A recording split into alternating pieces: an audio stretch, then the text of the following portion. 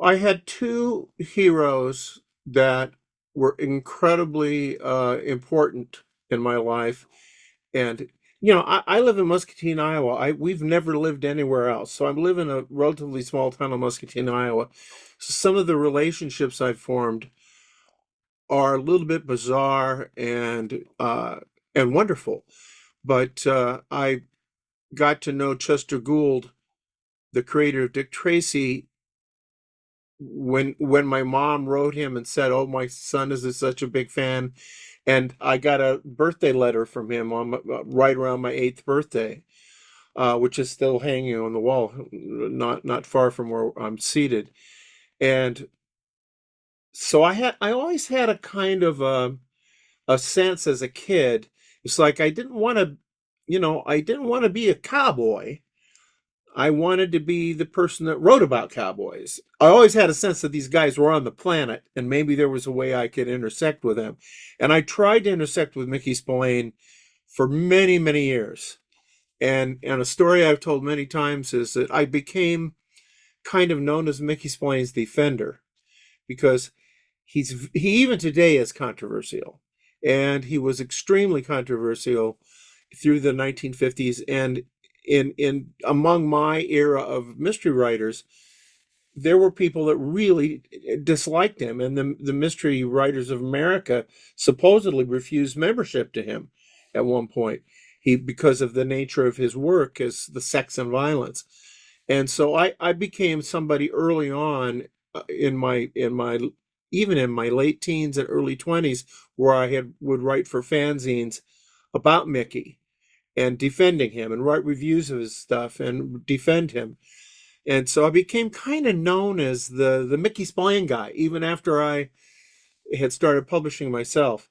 And so there was a BoucherCon in the early 80s in, I think it was in Chicago, if I'm remembering correctly. And they asked me, the convention people asked me if I would be the liaison between them and Mickey, who was going to be a guest. No, I think it was Milwaukee, now that I think of it. And I said, sure, but I never met him. And I'd written him probably 100 fan letters, never a word. And so I did have one nice letter from him when I sent him my first two novels, Bait Money and Blood Money. And he wrote me a very nice letter, long letter, welcoming me to the profession. Other than that, nothing. And even subsequent letters that I wrote him after I had the nice letter from him. So they took me to his hotel room, and he came, knocked on the door, and the person with the convention said, "Mickey, this is Max Collins." And he started to introduce me, and Mickey said, "Oh, I've known Max for years. I know who Max is." And I said, "Yeah, Mickey, 100 letters from me, one letter from you." And the fact that I had the balls, I guess, to say that to him, he just grinned, and we became immediately fast friends. And so I was then began visiting him sometimes with my friend Jim Traylor, with whom I wrote what I think is the definitive biography of him. It's not hard to be definitive because it's really kind of the only one. And would visit him, and we began collaborating on some projects together. We did a comic book together. I did a documentary about him. And I did, I don't know, something like, 10 anthologies that he and I co-edited. Never really wrote anything together. It was always projects. He was very protective about his own work.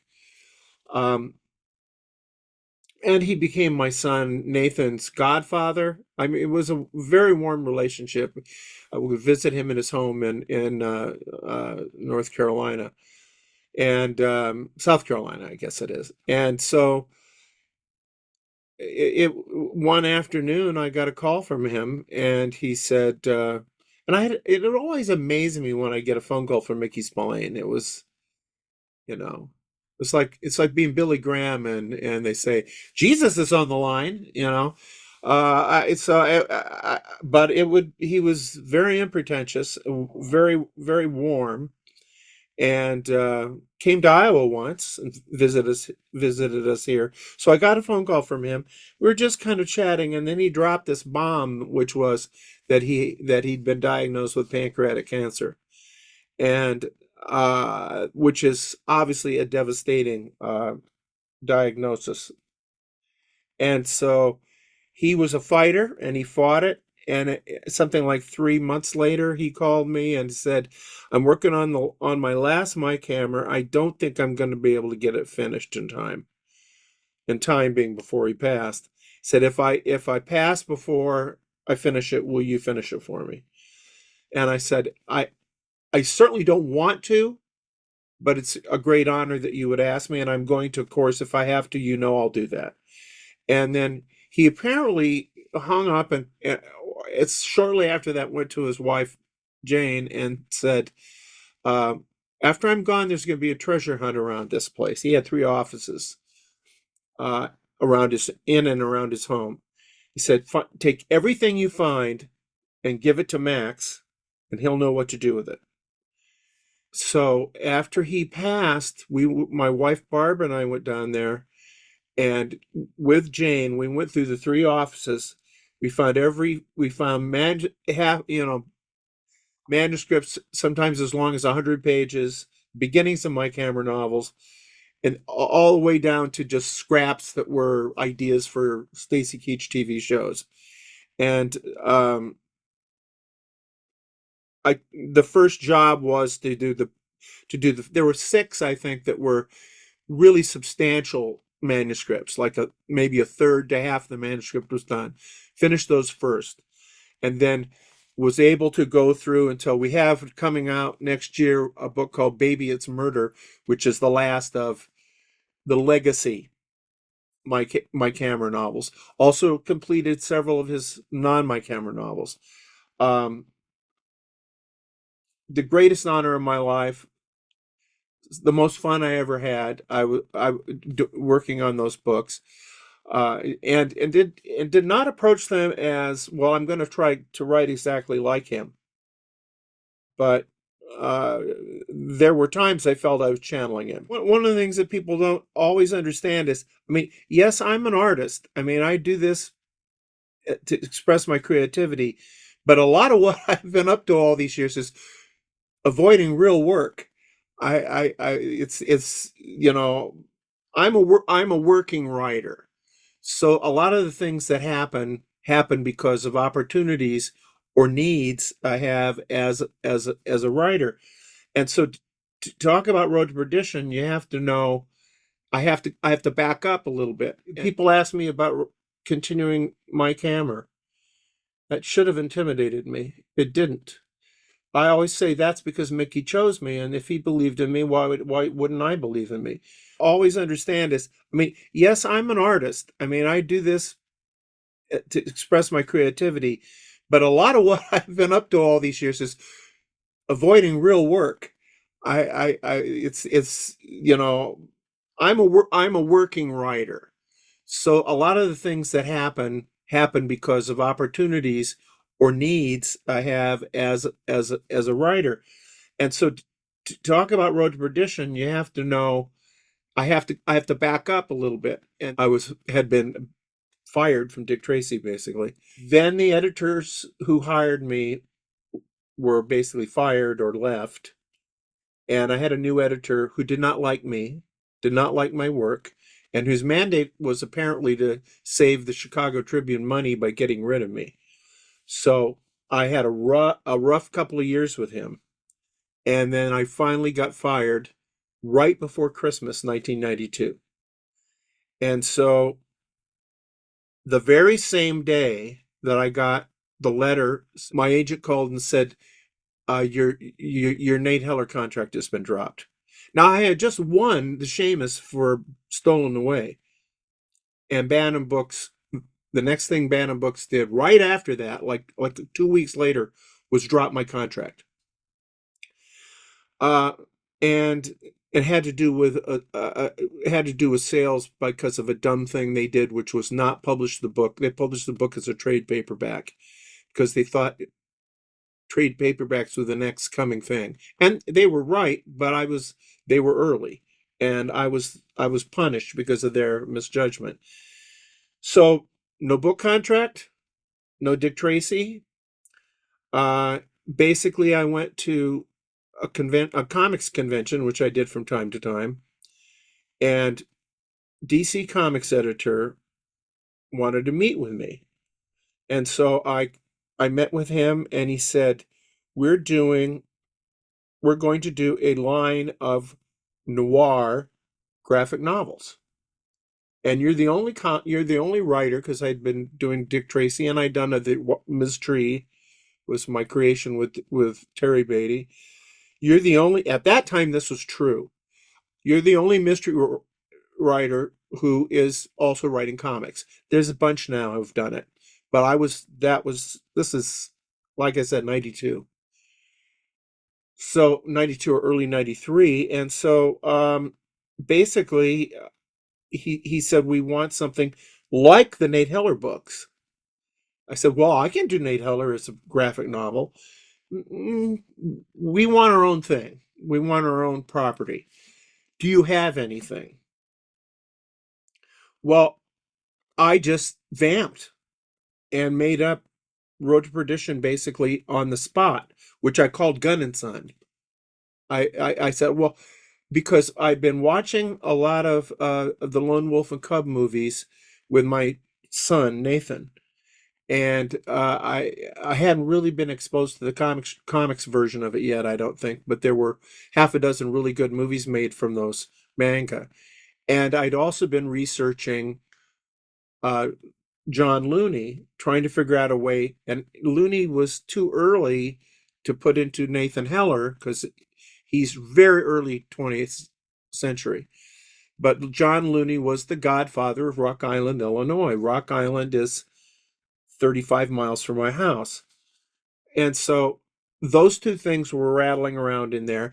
And the third thing was we've been watching a lot, my son and I, and I gotta say my son was probably like 11 or something. So again, we have somebody I'm corrupting a young person, uh, watching a lot of John Woo movies, and they weren't out yet. I mean, these you'd have to get them bootleg. You have to get them from other collectors. Nobody knew who John Woo was, but Heroic Bloodshed, that whole thing. So I had these three things rattling around in there. And I just said, well, and then I just pitched this off the top of my head, this idea of the Godfather, a Godfather's chief enforcer, uh, going on the road with his young teenage son, and robbing banks basically to sting to cause, because he wanted to have the Godfather's son sort of wanted to have him delivered. Michael Sullivan wanted revenge, and so when Frank Nitti wouldn't help him, who he'd done many gigs for, he would go out and just sting them by robbing banks and cost them money. So that was, again, this was just off the top of my head, very typical kind of story that I might come up with. They bought it at the meeting, but said Gun and Son is a terrible title. I think they're wrong. I think it's a very clever title. You come up with something else, and I came up with Road to Perdition as a title, and the rest is sort of my history. Quarry's Return from Hard Case Crime. It isn't called Quarry's Return because he comes back in this one. It's that Quarry returns to Port City, which is the city in the first book. The fun thing about this book is that, and the book that precedes it, is I started writing him. I always wrote in my own age at the beginning, but I'm now writing about Quarry as a man in his 70s, which is very interesting. He's a retired hired killer, and this does not mean he's any less dangerous. He's less spry, but he's not any less dangerous. And so, and this has to do with his daughter, and very proud of these books. next to Heller, that's I think my whatever I've added to the world of mystery fiction, that's the most important. I came out of short stories, and especially in the 90s, there were a lot of these anthologies. So, but they don't make much money, and so we thought maybe we could do something together, a a series, because I wasn't confident enough to do a whole book. And so we tried two standalone thrillers first to see if the marriage would hold, and it did.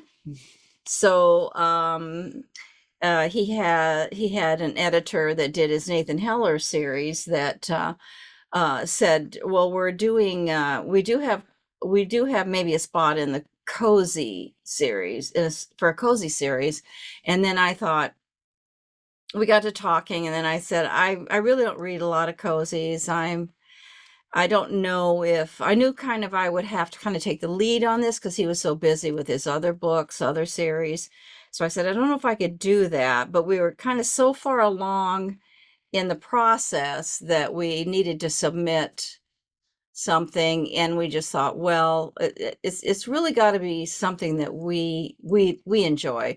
So there was a mandate, if you want to call it that, as to certain things that needed to be in the cozy series. There needed to be an older woman, there needed to be a younger woman, there needed to be a cute pet, there needed to be an exotic setting, and there needed to be the hook, which would be, candle making or whatever, and then Chocolate chip chocolate cookies. chip cookies. But in our case, we that was kind of easy because we were always garage sale. We always loved to go to garage sales, and I think at the time there was only one other series that was doing Mm. antiques, but it was high end like Sotheby's or Christie's, and we thought we'd just get right down to dumpster diving because that would relate more to the public. And then I thought, well, we'll make the mother bipolar, and I had been raised by a mother with mental illness. And then we thought, well, the younger daughter is divorced and on Prozac, and then the cute little pet would be a Shih Tzu diabetic. The exotic setting would be our little hometown of Muscatine, Iowa, and then the dumpster diving antiques. And we thought, well, this is something I think we could have fun with. We also thought it was all, we were being kind of, we're Well, almost yeah, thumbing our nose at the idea that we yeah, had to have we these were things. being very subversive, but we thought, well, we'll follow through on this, and then she'll reject it, and then that'll be the end of it. And she just wrote back one word more, so we thought, well, she liked it. We got away with that, and now we can have fun with it. And then we just started. Really, this was our first book was in 2006, and I think the one that's out now is number 18, and I'm working on number 19 right now. As he called me up from my office, so we're on separate floors. That helps. We don't email each other. We just shout through the stairwell when we need each other. Well, I think we wanted to do it. We basically the concept is that neither one of the writers, and there are two point of view So there's two. characters. They're alternating chapters of two points of view. The mother, so you're in the mother's head, and then you're in the daughter Brandy's head. You write mom, or does he write Brandy? We both do both. So his mother though is better, and I have to say that we plot it together. I write the first draft, start to finish. I don't show him anything, or it would discourage me. So then he comes in, and since I'm a short story writer really at heart, it's sort of needs more words. And so he'll add, 50 pages to it, and then and then layer over it with his jokes on top of my jokes, or if he sees a plot hole, he'll plug it. And so by that time I turned over to him. I don't want anything more to do with it. So he can pretty much do what he wants to it. So So when you pick up that baton, we don't have arguments about what happened to this paragraph that I wrote that spent hours doing just the way I wanted it, and then you came in and you just got rid of it. no, nothing like that happens. So that works. Our styles are very similar because I always read him before I went off to work at the bank. He'd have a chapter, and so my style became his style became my style. So we gel in our writing. I don't think we can even tell who wrote what, and but no, his mother is more out there than mine is. Yeah, you're better at mother than me, but You're uh, pretty good. You're pretty yeah, good at her. yeah. It's she's not my mother because my mother was kind of scary, and she is more like Annie Mame, Rosalind Russell, and Annie Mame, just a flippity gibbet. But and then I'm always trying to work through the mother daughter relationship because with so many daughters and mothers, there's just this friction there, and but there's a love there. And so I'm still trying to, this has been very, very good for me in going back through my own mother relationship. And even though it isn't exactly it still comes out. So, but we decided way back then that we were going to do, I think we were the first ones to finish to do the solve the mystery, and then we have a soap opera story going all the way through, and all these books, and then we end with a cliffhanger, because back then in 2006 people were watching miniseries with cliffhangers. We thought, well, why can't we do that? And then we added tips at the end of every chapter for antiquing. I think we were one of the first books to add recipes to it. I mean, if they're sitting there having some kind of thing to eat, then there'll be the recipe. And, just, talk to the reader. Sometimes the editor will break in when it's usually mother that goes off the rails, trying to get her back on track with a book. This is all very nice, Mrs. Bourne, but let's get back to the murder. So, I think that's one of the things I like most about the books and I'm proud of stuff is neither one of these characters are writers. oh yes, that's so brilliant. Think about it. We don't have to be, I don't have to be a really, really good writer because they're not good writers, but they are chronicling, Brandy is, these mysteries. So, So there's a lot of talking to the reader. yeah, there A is. lot of rules get broken. There's a lot of parentheses. So, I mean, you could read it and we have people that just love it, or they just say they read the first chapter and threw it in the garbage can. Well, we're not a good fit then. I mean, humor is so subjective.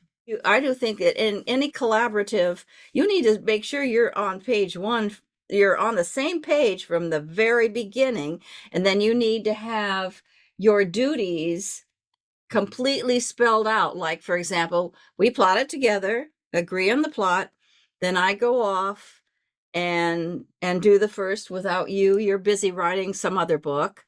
And then you come back and then you have yours. And if there's any problems, we can hash it out.